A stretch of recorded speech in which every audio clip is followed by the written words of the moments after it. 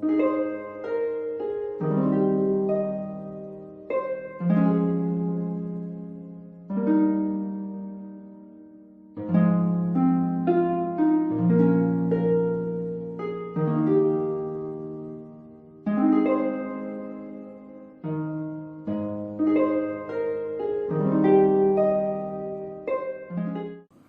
Listeners, आपका स्वागत है रेडियो द्वारका में। जैसा कि आप सब जानते हैं कि शिक्षा एक ऐसी चीज है जो कि बहुत सारी समस्याओं का लॉन्ग टर्म सॉल्यूशन है। बच्चों को शिक्षा देना, उनको संस्कार देना, उनको बुनियादी चीजें बताना बहुत जरूरी है। और ऐसा ही एक काम अमोद पोद्दार जी और इनकी संस्था करते हैं, जो कि यहाँ पर इस पार्क में सेक्टर 6 में बहुत सारी क्लासों में बच्चों को पढ़ाते हैं। यहाँ पर वॉलंटियर्स हैं जो आके बच्चों को पढ़ाते हैं। और अमोद जी की संस्था का नाम है स्टैंड एंड स्ट्राइड। अमोद जी, सबसे पहले तो आपका स्वागत है रेडियो द्वारका। बहुत बहुत धन्यवाद। रेडियो द्वारका के सारे श्रोताओं और दर्शकों को बहुत बहुत धन्यवाद। अमोद जी, मैं यहाँ देख रहा हूँ, मेरे ख्याल से 10 क्लासें लगी हुई। जी बिल्कुल, 10 क्लासें लगी है। और ये जो आप आज ये देख रहे हैं 10 क्लासें, ये कोई एक दिन का काम नहीं है। ये पिछले हम लोग 2.5 साल से इसी पार्क में पढ़ा रहे हैं। पहले हम लोग बच्चे को इकट्ठा पढ़ाते थे, फिर जैसे जैसे एक्सपीरियंस होता गया, फिर हमने बच्चों को कैटेगराइज करना शुरू किया। फिर उनके माइंडसेट के स्टेटस के हिसाब से अलग अलग ग्रुप्स बनाए। पहले 2 बनाए, जैसे वॉलेंटियर जुड़ते गए 3 बनाए, 4 बनाए, आज आप देख रहे हैं 10 बने हुए हैं। और हर ग्रुप के बच्चे एक माइंडसेट के, हम बिल्कुल कोशिश करते हैं और हम लोग रिवाइज भी करते रहते हैं। एवरी मंथ हमारी मीटिंग होती है, फिर उसमें डिसाइड होता है कौन से बच्चे को किस ग्रुप में शिफ्ट करना है। तो इस तरह से हमारा ये कार्यक्रम चल रहा है और बहुत अच्छे से चल रहा है। अच्छा अमोद जी, आप अभी मैं आपसे बात कर रहा था तो बाय प्रोफेशन आप इंजीनियर हैं, एरोनॉटिक इंजीनियर हैं। और आप स्पाइस जेट में काम करते हैं। आपकी जो ड्यूटी आवर्स हैं, मैं जहां तक समझता हूँ बहुत हैक्टिक होते हैं। बावजूद इसके शिक्षा को लेकर कोई विशेष वजह, कोई जुनून? देखिए, मैं थोड़ा सा बैकग्राउंड बताना चाहूंगा अपने प्रोफेशन और पैशन का। बाय प्रोफेशन, जैसे आपको मैंने पहले बताया, मैं सीनियर एयरक्राफ्ट इंजीनियर हूँ स्पाइस जेट में। और आप अंदाजा लगा सकते हैं कि हमारी ड्यूटी कितनी जवाबदेही वाली रहती है और हैक्टिक रहती है। कोई भरोसा नहीं रहता हमारी, कभी फ्लाइट ड्यूटी में जाना पड़ता है, कभी ग्राउंड, कभी नाइट, कभी डे, कभी इंडिया में, कभी इंडिया से बाहर। बिल्कुल अनप्रेडिक्टेबल ड्यूटी रहती है। उसके बावजूद भी मैं ये कर पा रहा हूँ, तो इसके पीछे कई सारी चीजें हैं। मुझे अपने यूथ टाइम से ही मेरा हमेशा शौक रहा है, और जब भी मुझे मौका मिलता रहा, मैं अपने आसपास के बच्चों को, खासकर अंडर प्रिविलेज बच्चों को, हालांकि मैंने ये नहीं था कि अंडर प्रिविलेज या प्रिविलेज, लेकिन अंडर प्रिविलेज को मैं ज्यादा प्रेफर करता था। तो उनको बुला के मैं पढ़ाया करता था शुरू से ही। इवन कि जब मैं दिल्ली में आज से 20 साल पहले आया था, तो उस समय तो जस्ट मैं स्ट्रगलर के रूप में था। इंजीनियरिंग की डिग्री थी और कुछ नहीं था हमारे पास, न रहने को ठिकाना न कुछ। तो जब मैं किराए के मकान में रहता था, फिर भी मैंने वहाँ अपना ये जो शौक है छोड़ा नहीं। मैं अगल बगल के बच्चों को बुला के पढ़ाना शुरू किया, और मुझे बड़ा अच्छा लग रहा है। आप लोगों को बताते हैं, उसमें एक लड़का भी डॉक्टर है कानपुर में। तो लेकिन मेरा उससे बहुत ज्यादा योगदान नहीं है, लेकिन वो वहाँ मतलब एक मेरे लिए बहुत बड़ा एक इंकरेजमेंट, खुशी की बात है। तो वो शौक था। फिर उसके बाद स्ट्रगल करते हुए मैं खुद अपने पैर पे खड़ा हुआ, अच्छे जगह नौकरी मिली, अच्छे पोजीशन पे आया, अच्छे जगह पे रह रहा हूँ सब। तो एक लाइफ में एक फेजेज आते रहते हैं कई सारे। अब एक फेज अब ऐसा आया, मुझे लगा कि मुझे जो मेरे सपना देखा था बचपन के में, मुझे यहाँ पहुंचना है अपने लाइफ में। तो मुझे लगा मैं पहुंच चुका हूँ। अब मुझे आगे बढ़ने की इच्छा तो है, लेकिन मैं किसी और तरीके से हम समाज के लिए मैं अपने आप को किस तरह से कर सकूं, उस क्षेत्र में जाने का मन हुआ।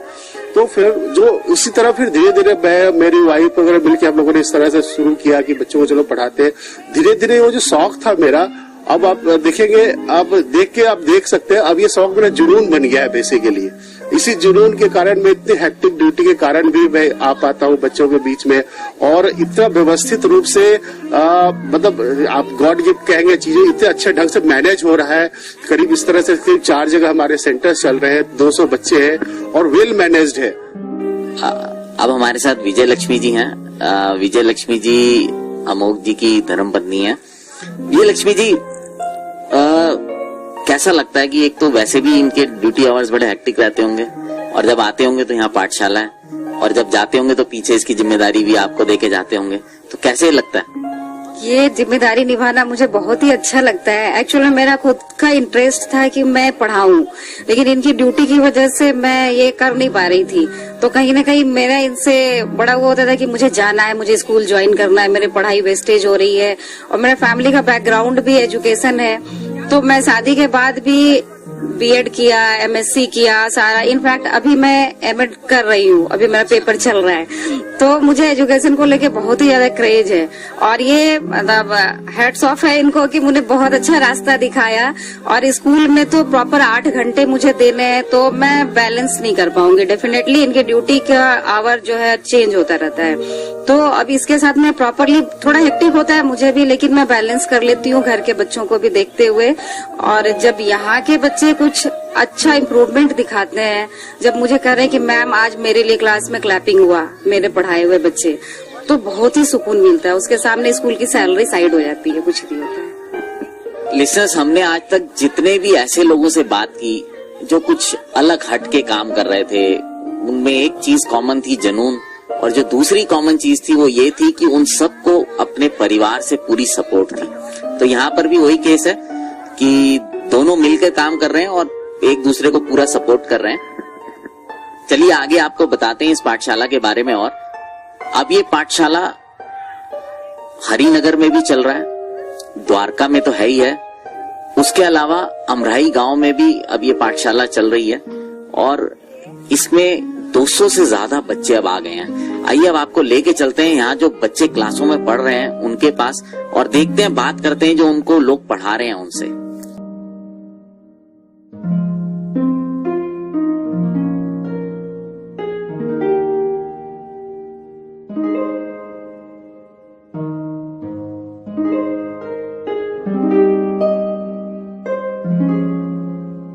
निवेदिता जी, आप बच्चों को पढ़ा रही हैं, और मुझे पता चला कि आप जो हैं यहाँ पर ये पूरी पाठशाला को देखती हैं।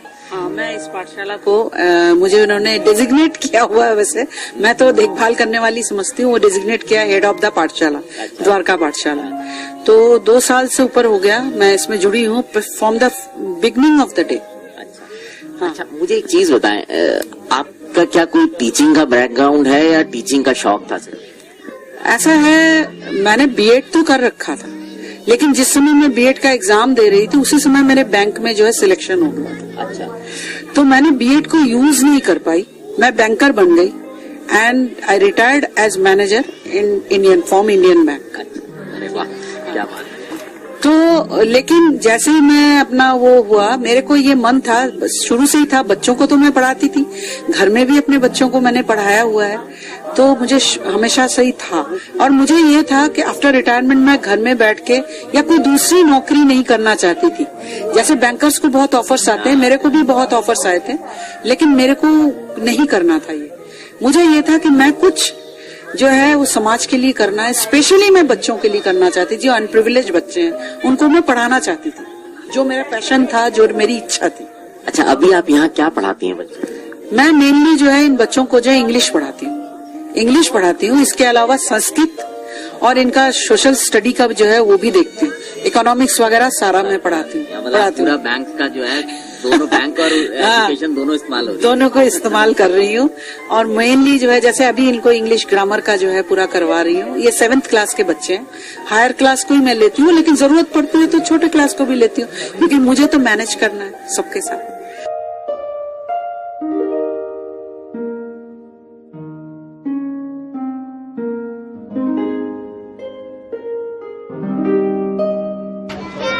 आप लोग सब किसके ऊपर बैठे हो? च से चटाई, च से जो उड़ता है पक्षी ऊपर, च से बोलना, चिड़िया। ये सब चीज भी है। च से चने, देखा कितना से बोला चने।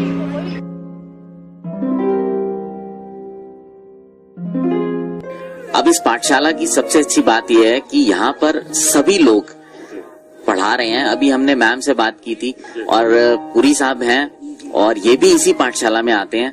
पुरी साहब, आप कहाँ से रिटायर हुए? मैं इंडियन बैंक से रिटायर हुआ, 5 साल हो गया। कोई एजुकेशन का आप का बैकग्राउंड कुछ ऐसा था या आपने बच्चों को शौक से पढ़ाना शुरू? हाँ, मेरा बैकग्राउंड ये था कि मैंने अपनी पढ़ाई के बाद मैं दिल्ली यूनिवर्सिटी से पढ़ा हूँ। मैंने बीएससी फिजिक्स में ऑनर्स किया, फिर एमएससी किया सॉलिड स्टेट फिजिक्स में, और फिर मैंने बीएड किया दिल्ली यूनिवर्सिटी से ही। तो मेरी ये वहां से था इंटरेस्ट था, पर बाई चांस मुझे ऐसा कोई जॉब मिला नहीं जो टीचिंग में जा पाऊँ। फिर वो क्योंकि मैं घर में बड़ा था, जिम्मेदारी मेरे ऊपर थी, तो फिर जॉब में आ गया, तो वो हो नहीं पाया। अब रिटायर होने के बाद में जब जैसे ही चांस मिला 2016 में, ये अक्टूबर के महीने में ये पाठशाला स्टार्ट हुई, तो जो पहले 4-5 लोग जुड़े उनमें एक मैं भी था और हमारी वाइफ। सर, मैं आपसे ये तो नहीं पूछूंगा कैसा लगता है, क्योंकि मैं ये जानता हूँ कि शायद इन बच्चों को पढ़ा के जितना सुकून मिलता होगा वो शायद किसी और काम में नहीं मिलेगा। जी हाँ, वो देखिए ऐसे ना किसी संस्था में पैसे दे देना वो एक बहुत ही आसान तरीका। आप अपना समय निकाल के अगर दे पाए और जो आपने इतने सालों में सीखा है, मैं कहता हूँ कि समाज से हमने लिया ही लिया तो है अभी तक, तो समाज को लौटाएंगे कब? और जिससे भी मैं बड़ों, अपने से बड़ों से या जो थोड़े ज्ञानी लोग हैं उनसे बात करता हूँ कि हम ये काम कर रहे हैं, तो ये इनकरेज करते हैं कि विद्या का दान सबसे श्रेष्ठ दान है। आप वो पैसा देने से मुक्त नहीं हो पाओगे, दे दिया तो वो तो इजीएस्ट वे है। आप हम यहाँ आते हैं और अपने सारे प्रोग्राम्स में से समय निकालते हैं कि हमने पाठशाला में जाना, और यहाँ आने के बाद जब बच्चों को पढ़ाई के साथ साथ मैं कोशिश करता हूँ कि एटलीस्ट उनको बताऊं आज कौन सा दिन है, आज किसका जन्मदिन था, किसका शहीदी दिन है, इस इतिहास में इस दिन क्या हुआ था, जो मुझे पता है मैं उनसे शेयर करता हूँ।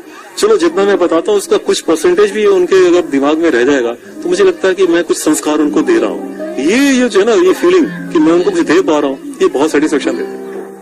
नहीं सर, ये बहुत अच्छी बात है। इनफैक्ट मैं कहूँगा आप लोग ऐसे पेड़ लगा रहे हैं, जब ये बड़े हो जाएंगे और फल देंगे तो ये भी आपको याद रखेंगे और उनको जो उस टाइम खुशी होगी। कुछ ले लें, बल्कि मैं इनसे कहता हूँ भाई मेरे से तुम छीन लो, बल्कि तुम हमें तंग करो, आगे तंग करो कि मुझे ये बताओ ये क्यों होता है, कैसे होता है। जब क्यों और कैसे वाली बात पूछोगे मुझे लगा अरे यार अगर मुझे नहीं भी पता मुझे कहीं से ढूंढ के लाना, इनको देना। तो उस फीलिंग से मैं इनसे कहता हूँ, पर वो नहीं साहब, मैं आपको बहुत ही अच्छा काम हो रहा है यहाँ पे।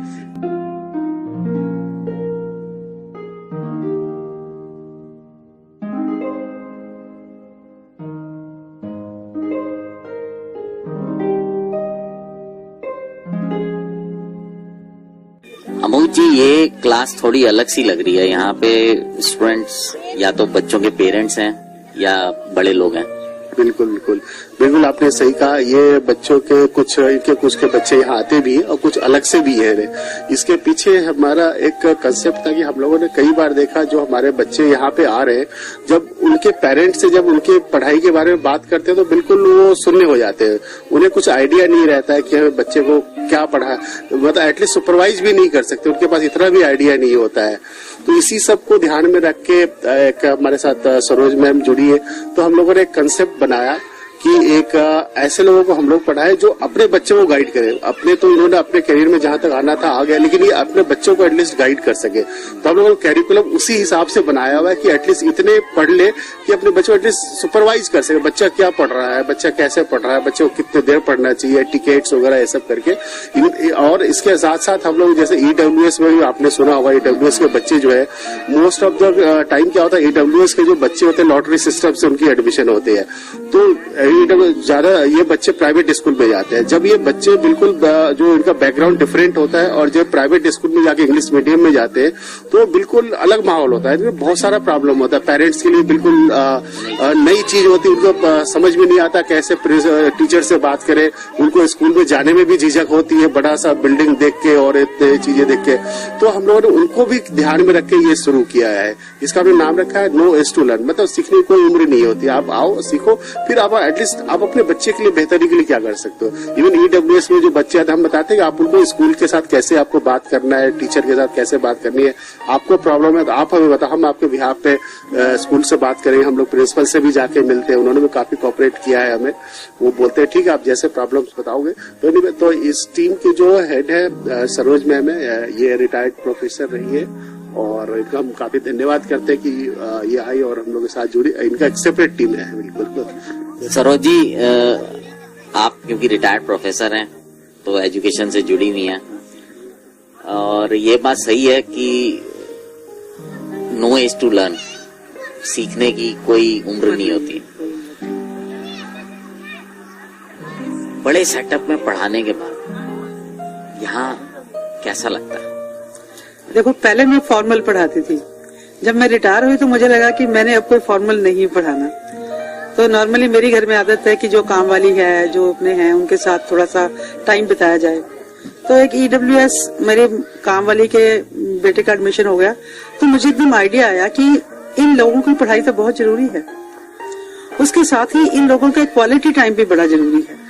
जितने टाइम भी हमारे साथ बैठते हैं, हम इनको अच्छी बातें सिखाते हैं, थोड़ी देर के लिए ये अपनी परेशानियों से दूर हो जाती है, मन इनका शांत हो जाता है, और हम इनको तैयार करते हैं कि जैसे स्कूल में जाना है, पेरेंट टीचर मीटिंग है, ये बहुत झिझकती हैं, तो हम इनको इस बात के लिए तैयार करते हैं कि आपने कैसे बोलना है, क्या करना है जाके, ताकि आपके बच्चों को भी कोई कॉम्प्लेक्स ना आए, बच्चे आपके साथ वहाँ पे रह सकें।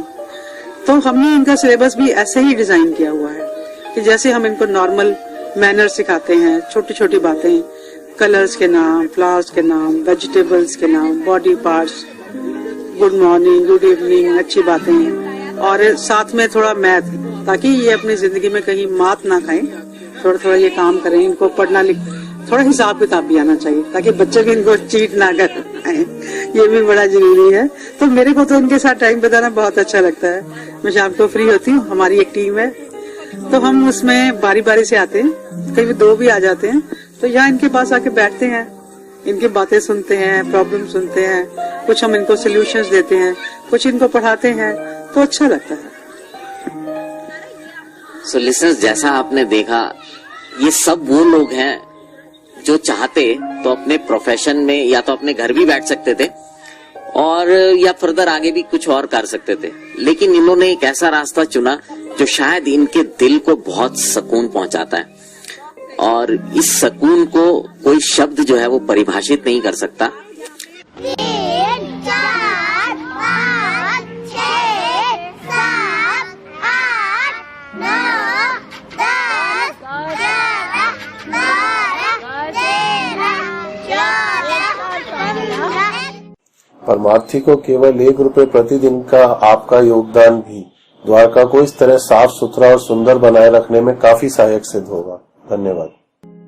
आइए अब आपको लेके चलते हैं इस पाठशाला के सबसे वरिष्ठ शिक्षक पांडे जी के पास, जो कि 10वीं क्लास के बच्चों को पढ़ाते हैं। आप देख सकते हैं अशोक पांडे जी व्यस्त हैं बच्चों को पढ़ाने में। सर 2 मिनट आपसे बात करना चाहूंगा सिर्फ। सर, जैसे कि मुझे पता चला आपकी अभी नी की भी सर्जरी हुई थी, बावजूद उसके भी आप रेगुलर आते हैं यहाँ बच्चों को पढ़ाने, तो थोड़ा सा बताएं कि आपको पढ़ाने का शौक है या पहले से आप टीचिंग के प्रोफेशन से? मुझे पढ़ाने का भी शौक है और पहले से भी मैं टीचिंग लाइन में हूँ। अच्छा, कर रहा हूँ। मैं किसी स्कूल में नहीं पढ़ाता था, पर मैं टेलीकॉम ट्रेनिंग सेंटर में पढ़ाता रहा हूँ। ओके। अच्छा सर, जैसे अभी मुझे यहाँ पता चला कि आप यहाँ जो बड़े बच्चे हैं, जो 10th क्लास के बच्चे हैं, उनको पढ़ाते हैं, तो कोई पर्टिकुलर सब्जेक्ट पढ़ाते हैं? मैथमेटिक्स पढ़ाता हूँ। मैथमेटिक्स पढ़ाते हैं। मैथमेटिक्स वैसे भी बहुत इंपॉर्टेंट है, इसकी समस्या ज्यादातर बच्चे फेस करते हैं। तो सर, आप जैसे इन बच्चों को जब पढ़ाते हैं तो आपका क्या एक्सपीरियंस रहा कि ये लोग मतलब कितना इम्प्रूव कर गए हैं उस पहले से? ये जो इम्प्रूवमेंट तो एग्जाम बताएगा। मैं तो इस बारे में कोई नहीं कह सकता, कमेंट कर सकता कि जो इम्तिहान होगा वो बताएगा कितना इम्प्रूवमेंट हुआ, कितना इम्प्रूवमेंट। हाँ, पर मैं अपने आप को सेटिस्फाई करता हूँ कि मैं जो कर रहा हूँ, जितना मैं कर सकता हूँ मैं कर रहा हूँ। देखिए, ये जुनून होता है। सर की सर्जरी हुई है और अभी भी ये आते हैं और स्टिक लेके आते हैं पार्क में और बच्चों को पढ़ाते हैं। ये एक डेडिकेशन है और मतलब मैं सर कुछ कह नहीं सकता, मेरे पास कोई शब्द नहीं है कि मतलब मैं आपके इस जुनून को सलाम करता हूँ। सलाम नहीं, ये सेवा है। मैं जैसे सुना करता हूँ लोगों से कि जब हम जाएंगे यहाँ दुनिया से तो खाली हाथ जाएंगे, तो मैं माना नहीं, मैं खाली हाथ नहीं जाऊंगा, मैं कुछ लेके जाऊंगा, साथ में जाऊंगा ना। बहुत बड़ी बात बोली, लेके जाऊंगा, खाली हाथ नहीं जाऊंगा मैं। आप बहुत सारी दुआएं हैं जो आप इकट्ठी कर रहे हैं इन बच्चों से और उम्मीद करता हूँ ये आप आगे भी करते रहेंगे सर। हाँ, बेटा आप लोग सर के पास आते हो, पढ़ते हो, प्रॉब्लम्स लेके आते होंगे, कैसा लगता है? सॉल्यूशंस मिलते हैं तभी आते होंगे, तो हैं ऐसे सॉल्यूशन सारे मिलते हैं, बाकी सेंटर से भी अच्छा पढ़ाया जाता है और जो हमारी जो आगे जो क्वेश्चन आंसर होते हैं वो भी सॉल्व हो जाते हैं और सर का आया हुआ समझ में आता है। ये है कि जो सर समझाते हैं वो अच्छे से समझ में भी आता है और वो उस चीज को बारीकी से समझाते हैं और हमारे वो डाउट्स है तो वो भी क्लियर हो जाते हैं। देखिए बहुत अच्छी बात है कि बच्चों को ये कॉन्फिडेंस है, उन्हें लगता है कि सर जो पढ़ाते हैं हमारे डाउट्स क्लियर करते हैं और बहुत बारीकी से पढ़ाते हैं। ये पाठशाला बहुत थोड़े से बच्चों से शुरू हुई थी और आज ये 200 बच्चों तक पहुंच गई है। 4 सेंटर हैं इनके और यहाँ पर बच्चों को पढ़ाया जाता है। उनको पढ़ाने के अलावा बहुत सारी ऐसी चीजें भी बताई जाती हैं जो डे इन डे आउट उनकी लाइफ में काम आती हैं। शिक्षा देना शायद सबसे बड़ा काम है और जैसे कि मैंने शुरू में कहा था कि अगर आप समस्याओं के लॉन्ग टर्म सॉल्यूशन ढूंढ रहे हैं तो वो आपको शिक्षा के रास्ते पे चलकर ही मिलेंगे। इसी उम्मीद के साथ कि ये पाठशाला बहुत तरक्की करेगी और इसमें बच्चे आएंगे, पढ़ेंगे और जब बड़े होके आगे जाएंगे तो एक अच्छे नागरिक, एक अच्छे इंसान बनेंगे। इसी उम्मीद के साथ आपसे विदा लेता हूं। सुनते रहें रेडियो द्वारका, एक कदम कल की ओर।